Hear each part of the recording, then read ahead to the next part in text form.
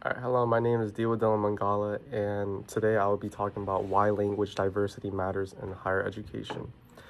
Imagine walking onto a college campus where no one speaks your language, understands your culture, or shares your experience.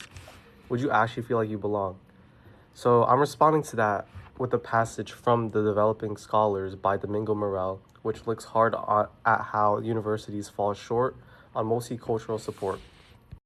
Morel's book examines the real challenges students face once they're actually on campus, not just whether they got admitted, but whether the institution backs them up once they're there. In the section I'm focusing on, Morel points to the absence of any meaningful multicultural presence at the university he studied at, and a lack of follow through from the school's own affirmative action office. His argument, in short, he says admitting a diverse student body means nothing if the university doesn't actually support that diversity once students arrive. So as you can see here, a lot of colleges point to rising diversity numbers as proof that they're doing enough. But representation on paper isn't the same as inclusion in practice. Students from different linguistic and cultural backgrounds can still hit real barriers if the institution isn't backing that diversity with actual support. So now we get to the real question. What responsibility do universities have to build an environment where all students can thrive and not just enroll? I believe that universities should actively promote language diversity and multicultural representation because doing so, it strengthens the student's sense of belonging, improves learning for everyone, and creates more equitable educational opportunities. So my first point, representation creates belonging. Terrell Strayhorn's research on college students' sense of belonging shows that this isn't a soft, feel-good extra. It's tied directly to whether students participate in class, stay enrolled, and graduate.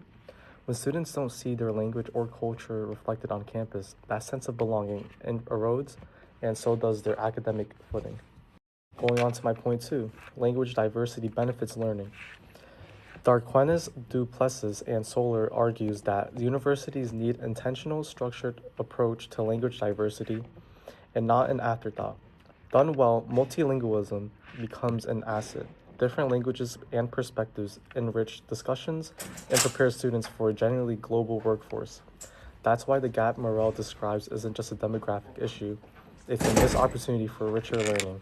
Going on to my last point, universities must take action. Silvia Hurtado's diverse learning environments model makes the case that campus climate, not just who's enrolled, is what actually shapes student outcomes, and that climate is something institutions can deliberately build through policy, curriculum, and practice. That's the exact follow-through Morel says was missing from his affirmative action office. Real diversity work means investing in language, support, multicultural programming, and diverse faculty, and policies that are actually enforced. Some would argue universities should treat every student exactly the same, with no group-specific programs, because that's the fairest approach. But equal treatment assumes everyone starts from the same place, and they don't. Giving some students additional support isn't an unfair edge. It's what makes equal opportunity actually true in practice and not just on paper. Now, universities can't measure their commitment to diversity by enrollment numbers alone. Representation builds belonging, language diversity strengthens learning, and institutions have a real responsibility to back up their diversity with action. Real inclusion means every student from every language and cultural background actually feels welcome, supported, and valued, not just counted. Thank you for watching.